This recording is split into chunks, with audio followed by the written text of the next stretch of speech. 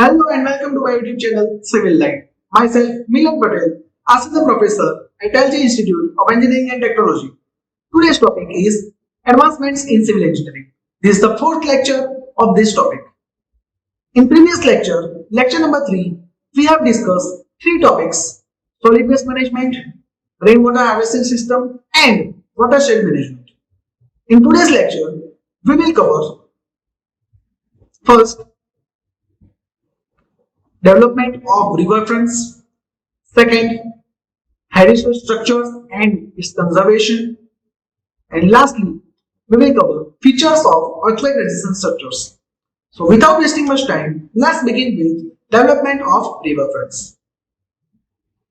In this topic, we will cover first introduction of riverfronts, quality criteria of riverfront development, various aims and objectives of riverfronts, elements for successful waterfront development, and the principles for sustainable waterfront development. Okay, let's begin with the introduction of riverfront development. A riverfront is the region along a river, often in large cities that border a river.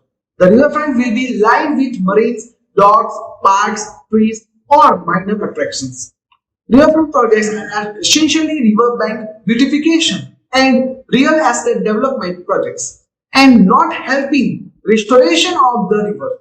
Okay, the projects aim to co-modifying the rivers to develop urban space.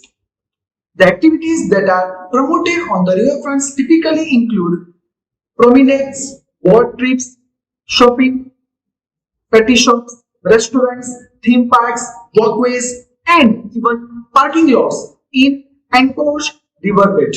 Okay, these are the 5 riverfront development in India. First is Sabarmati riverfront development, which is in Ahmedabad, Gujarat. Second is Gomti riverfront development, which is in Lucknow, Uttar Pradesh. Third is Yamuna riverfront development, which is in Delhi. Fourth is Pune riverfront development, which is in Mula and Mutha river, Maharashtra. Fifth is Brahmaputra riverfront development, which is in Assam. Okay, these are the 5 riverfront developments in India. Now let's discuss the quality criteria for riverfront development. First is accessibility to riverfront should be easy. Sufficient space on the bank of the river should be there. Continuous connectivity along the riverfront is required. Open spaces like parks, playgrounds, gardens should be there. Publicity of this riverfront should be necessary. Sustainability of the construction of riverfront development should be necessary. Cleanliness and unpolluted water of the river is required.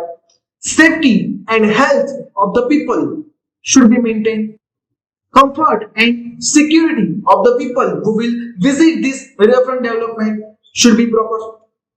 And lastly, quality of water and environment of water should be properly conserved while construction of riverfront development. Okay, these are the various quality criteria for riverfront development.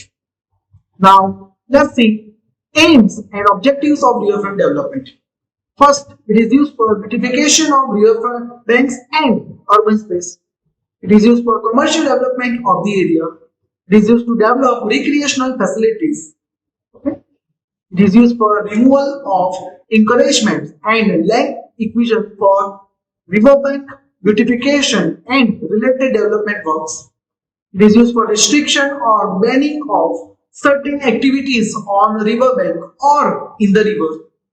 It is used for development or restoration of riverbank area. It is used for prevention of discharge of treated and untreated sewage into the river through construction of sewage and nala diversion works. It is used for conservation of environment and ecology of the water. It is used for development of social infrastructure surrounding this riverfront. It is used for sustainable development of whole city. Okay, this is the various aims and objectives of riverfront development. Now let's discuss elements for successful waterfront development. These are the various points to be considered for successful waterfront development like construction technology, project theme and image, effective management, beginning the project, financial feasibilities, environmental approach, public perception of need of this waterfront development, function of this waterfront development, and authenticity of this development. Okay. Now let's move to the principles of sustainable waterfront development. Secure the quality of water and the environment. Waterfronts are the parts of the existing urban fabric. The historic identity gives the character. Mixed use is a priority. Public access is a prerequisite. Planning in public-private partnerships speeds the process. Public participation is an element of sustainability. Revitalization is an ongoing process. Waterfronts are long-term projects. Waterfront profits from international networking. Okay, these are the various principles for sustainable waterfront development. Okay, now let's see the advantages of sustainable waterfront development. It creates meaningful public spaces to enhance city life. It improves the spatial structure and habitat of riverfront and adjoining areas. It promotes recreational and commercial activities. It helps city to develop as a major commercial and service center. It increases the entertainment function and also allows opportunity for nightlife for the city. It became major tourist attraction of the city. It creates opportunity for transportation from one place to another place, which can promote the trade of the city. Okay. There are also some disadvantages of this waterfront development, like the nature waterway of the river is contracted due to the construction of riverfront. It may cause flooding in adjoining area of riverfront. There is a change in flow regime of the river and siltation on the riverbed. It may harm the natural microhabitat of water and it can affect the overall environment. Large quantity of water is required to feed water in the river. Okay, water can also be breeding ground for insects and other animals. Okay, and the overall construction cost is very high. These are the various disadvantages of waterfront development. Okay, that's all about development of riverfronts. Now let's move to the second topic in today's lecture, which is heritage structures and its conservation. In which first we will discuss what is heritage structures, what is the need for conservation of these heritage structures, what are the various factors affects the deterioration of heritage structures, principle of conservation of these heritage structures, and how we can conserve these heritage structures. Okay, let's begin with introduction. Heritage is deemed to mean those buildings, structures, areas, and precincts that are historic, aesthetic, architectural, or cultural significance and should include natural features within such area or precincts of environmental significance or scenic beauty such as sacred groves, hills, lochs, water bodies, and the areas adjoining the sea or some open area or wooded area, etc. Okay. What is the need of conservation of this heritage structure?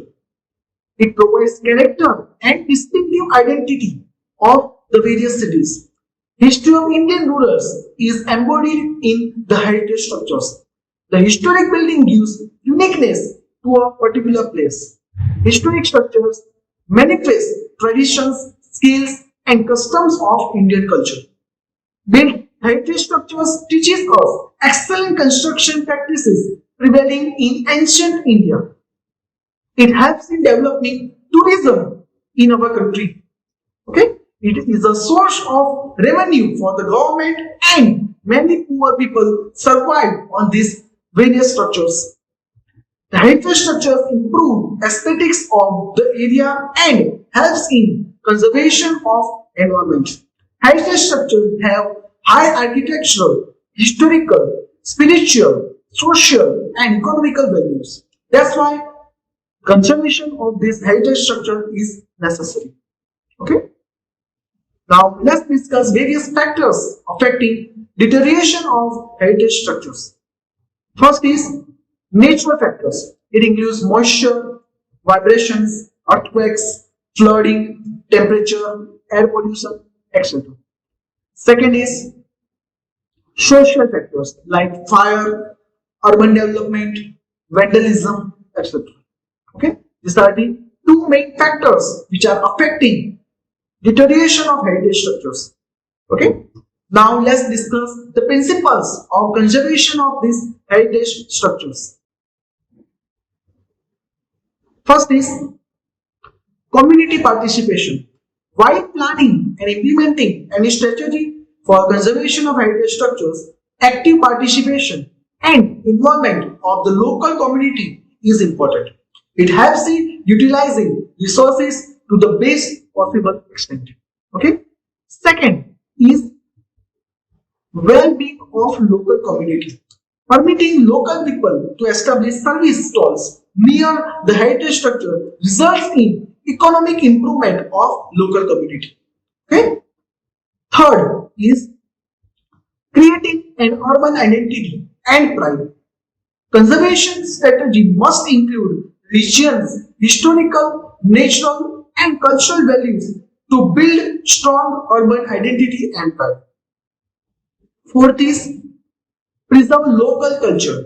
It should take care of both tangible and intangible heritage. Okay, and the fifth is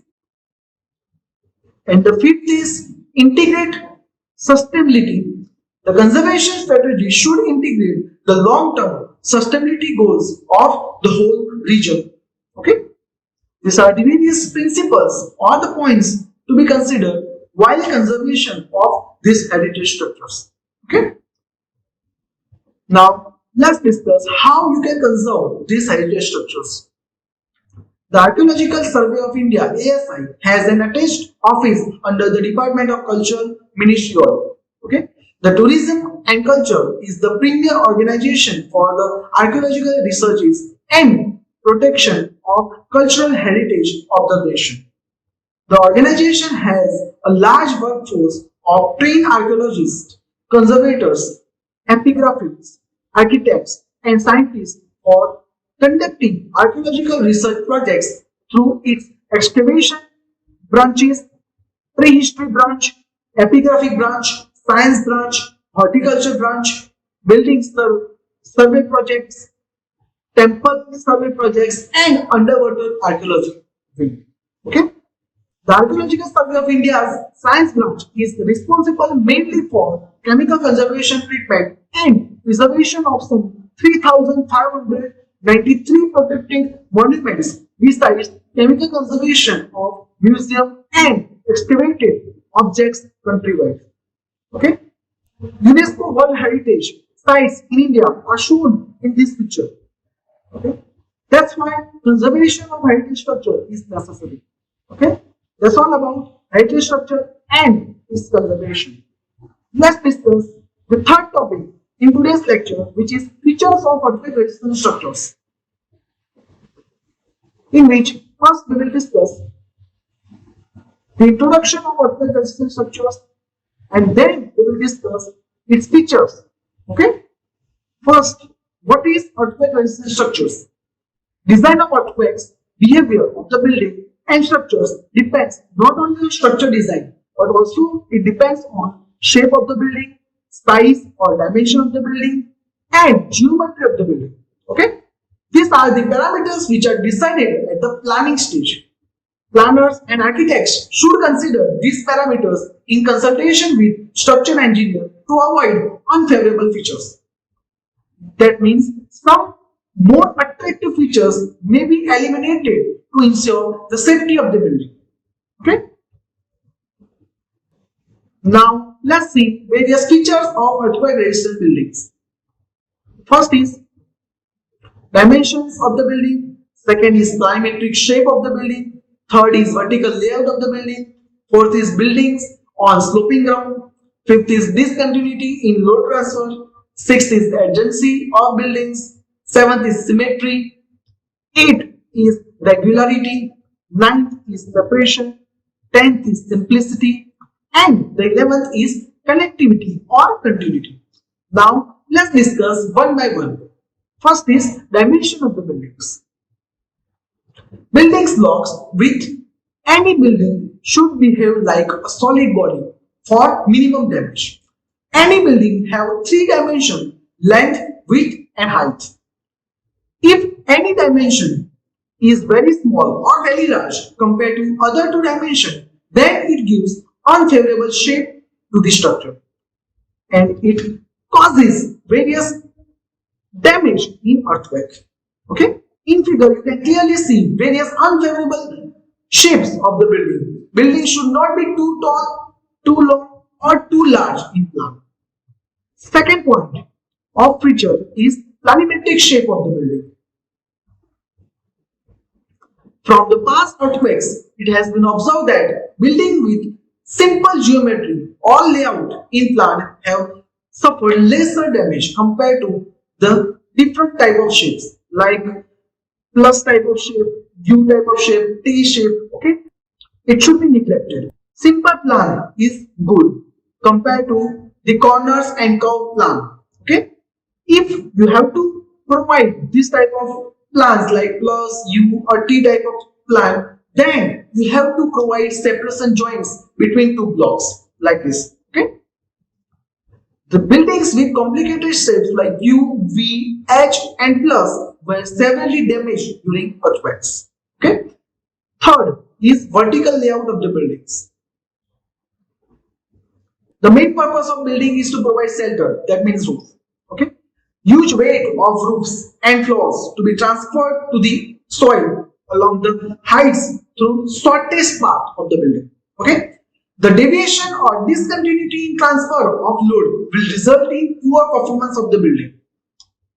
Variation in height will cause variation in earthquake force at the intersection line or portion of different heights. In this figure, you can clearly see various setbacks of the building. It should be neglected while planning phase. Okay, weak or flexible stories are also neglected. Okay. Fourth is building on sloping ground. On sloping ground, the height of columns, number of floors and load varies.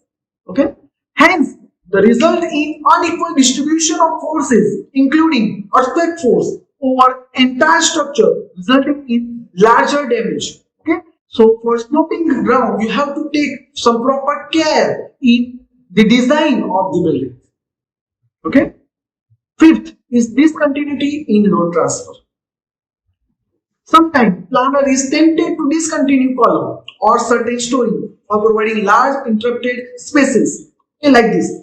Okay, in first floor, one column is missing. Okay, because the user requires some large space. Okay, this should be neglected.